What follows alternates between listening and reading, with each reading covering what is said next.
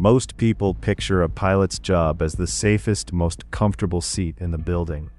A six-figure salary, a uniform, a hotel room in a new city every few days, and a job that mostly involves sitting down. Here's what most people don't know. Pilots have one of the highest occupational fatality rates of any profession in the United States. Higher than police officers, higher than most factory or warehouse jobs. By some measures, higher than active-duty military roles outside of direct combat deployment. This isn't about plane crashes you read about in the news, the kind involving hundreds of passengers. Those are vanishingly rare, and we'll get into exactly why later in this video. This is about something else entirely. A smaller, far more dangerous corner of aviation that almost never makes headlines, that most people don't even know exists, and that quietly accounts for nearly all pilot deaths in this country every single year. By the end of this video, you'll understand the real numbers behind one of the most misunderstood, dangerous jobs in America, and why the paycheck doesn't tell you anything close to the full story. Here's the first thing almost nobody understands about this profession. Pilot isn't one job. It's at least two, and they have almost nothing in common in terms of risk. On one side, you have commercial airline pilots, the people flying you to your vacation in massive aircraft for major airlines under some of the strictest safety regulation of any industry on the planet. According to the International Air Transport Association's most recent global safety report, commercial aviation recorded just 51 accidents across 38.7 million flights in a single recent year. And the long-term trend has been steadily improving for over a decade. Flying commercially statistically is about as safe as travel gets. On the other side, you have general aviation, small private planes, crop dusters, charter flights, banner towing pilots, flight instructors, and bush pilots flying into remote airstrips with no tower, no radar, and sometimes no paved runway at all. This is where almost the entire risk in this profession actually lives. When researchers at the Bureau of Labor Statistics calculate the occupational fatality rate for aircraft pilots and flight engineers as a combined category, they're blending these two wildly different risk profiles into one number, and that combined number still comes out to roughly 45 deaths per 100,000 workers, according to recent OSHA and BLS injury data. That puts pilots in the same danger tier as roofers and structural iron workers, well above the national average of about 3.6 deaths per 100,000 workers across all occupations combined. In other words, even with commercial aviation pulling the overall average down, the profession as a whole is still one of the most dangerous job categories tracked by the federal government. So if commercial flying is this safe, where do almost all these pilot deaths actually happen? The answer is general aviation, and once you understand why, the picture becomes much clearer. A commercial airliner has two pilots, a co-pilot backup system, autopilot for the vast majority of the flight, constant communication with air traffic control, and a maintenance program that follows federal mandates down to the hour. A small general aviation aircraft often has one pilot, no backup, manual control for the entire flight, and depending on where it's flying, little to no contact with any controller at all. Weather is one of the biggest factors. A commercial jet at 35,000 feet can often fly above or around a storm system entirely. A small plane at a few thousand feet frequently can't. Sudden weather changes, low visibility, and unexpected turbulence at low altitude are recurring factors in general aviation accidents, and a single-engine pilot has far fewer tools to manage an emergency than a two-person commercial crew with multiple redundant systems. Mechanical failure is another major factor. Commercial aircraft undergo exhaustive, federally mandated maintenance schedules with massive financial and regulatory consequences for skipping a step. Many general aviation aircraft are decades old, privately maintained, and flown by owner-operators who handle their own upkeep, which, federal aviation safety data shows, correlates with a measurably higher accident rate. And then there's pilot experience itself. Commercial airline pilots are required to log thousands of flight hours, pass recurring simulator checks, and meet some of the strictest training standards of any profession in the country. Many general aviation pilots fly recreationally or part-time, with far fewer mandatory hours and far less recurring training. not because they're careless, but because the regulatory bar is simply set lower for this category of flying. Stack all of this together, and you get a strange paradox. The same job title, pilot, covers both one of the safest jobs in America and one of its most dangerous, depending entirely on what kind of flying you're doing and in what kind of aircraft. Crashes get all the attention, but they're not actually the only or even the most common danger pilots face. There's an entire category of occupational hazard in this profession that has nothing to do with flying at all. According to OSHA's own occupational hazard data for the airline industry, ground operations present a serious, ongoing risk. Workers struck by vehicles on airport tarmacs and aprons is a significant enough problem that the federal government has required formal congressional reporting on it.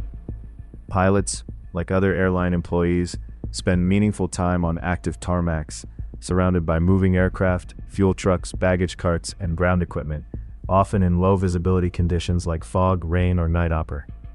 Fatigue is another major, less visible hazard.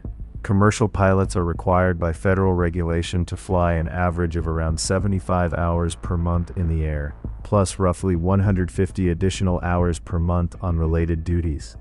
Weather briefings, flight planning, pre-flight checks, on schedules that frequently include overnight layovers and irregular hours that disrupt normal sleep cycles. Fatigue-related impairment has been a recurring factor identified in aviation safety investigations for decades, which is precisely why federal rest requirement regulations exist in the first place. There's also a long-term health dimension that rarely gets discussed. Multiple long-term health studies of commercial pilots have examined elevated exposure to cosmic radiation at cruising altitude, circadian rhythm disruption from chronic time zone shifting. None of this shows up in a simple fatality rate statistic, but all of it is part of what makes this job genuinely riskier than its glamorous public image suggests. Let's address the headline directly because it deserves an honest explanation rather than just a shocking statistic. The vast majority of active duty military personnel at any given time are not in combat. They're training, maintaining equipment, working administrative roles, or stationed somewhere with no active conflict. And the occupational fatality rate for military service as a broad category, measured the same way civilian jobs are measured, is not actually as high as people commonly assume, precisely because combat deployment represents a relatively small slice of total military service time. Civilian aircraft pilots and flight engineers, by contrast, post a fatal occupational injury rate of roughly 45 per 100,000 workers year after year, as a simple function of doing their normal everyday non-combat job. That's not a wartime spike or a rare bad year. That's the baseline. So the comparison isn't that pilots face more danger than a soldier in active combat. It's that the everyday peacetime version of being a civilian pilot, just showing up and doing the job under normal circumstances, carries a higher statistical fatality rate than the average member of the armed forces faces in an average year of service. That's a genuinely uncomfortable thing to sit with, precisely because we associate military service with danger and civilian aviation with comfort, when the actual numbers tell a more complicated story. Here's where the story gets complicated in a different direction. Commercial airline pilots, especially senior captains at major carriers, can absolutely earn close to $200,000 a year or more. And that figure is real and well documented by the Bureau of Labor Statistics. But the pilots flying in general aviation, the ones actually carrying almost all of the profession's risk, very often aren't earning anywhere close to that. Flight instructors, charter pilots, agricultural pilots, and bush pilots frequently earn salaries far closer to $50,000 to $80,000 a year, depending on region and aircraft type, while shouldering most of the danger the pilot statistic actually represents. There's also a brutal irony built into pilot career progression. In order to eventually reach those high-paying commercial captain positions, pilots typically have to spend years accumulating flight hours, often in exactly the lower-paying, higher-risk general aviation roles we've been describing. Flight instructing, banner towing, small charter work. These are frequently the stepping stone jobs new pilots take, specifically because they're affordable ways to build hours toward an airline career. which means many pilots take on the most dangerous, least regulated flying early in their careers for the lowest pay before ever reaching the safer, better compensated commercial side of the profession.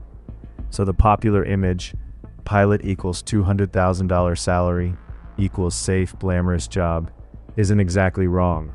It's just usually describing a completely different pilot than the one actually absorbing most of the profession's risk. So what's the honest takeaway here? It's not that flying commercially is secretly dangerous.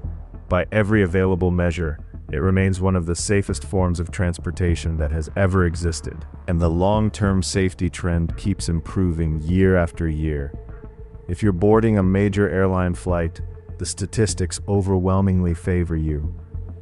What's actually dangerous and consistently underappreciated is the much larger and far less visible world of general aviation, the flight instructors, agricultural pilots, charter operators, and recreational flyers, who make up a huge share of all licensed pilots in the country, fly under far lighter regulation, and absorb nearly all the risk hiding inside that single, simple-sounding fatality statistic. It's a profession where the headline number is technically true, and still manages to be almost completely misleading about who's actually facing the danger, what kind of flying they're doing, and what they're being paid to do it. A $200,000 salary and a uniform make this look like one of the safest, most prestigious jobs in the country. The real numbers tell a far more complicated story, where most of the actual danger is carried by pilots most people never think about, flying planes most people never see, for a fraction of the paycheck the job title implies. If this changed how you think about a job you thought you understood, subscribe to Riskline. Every week, we take apart the real numbers behind jobs that aren't what they look like from the outside. And here's a question for the comments. Did you know there was this big a gap between commercial and general aviation risk before this video? Or did pilot always seem like just one job to you?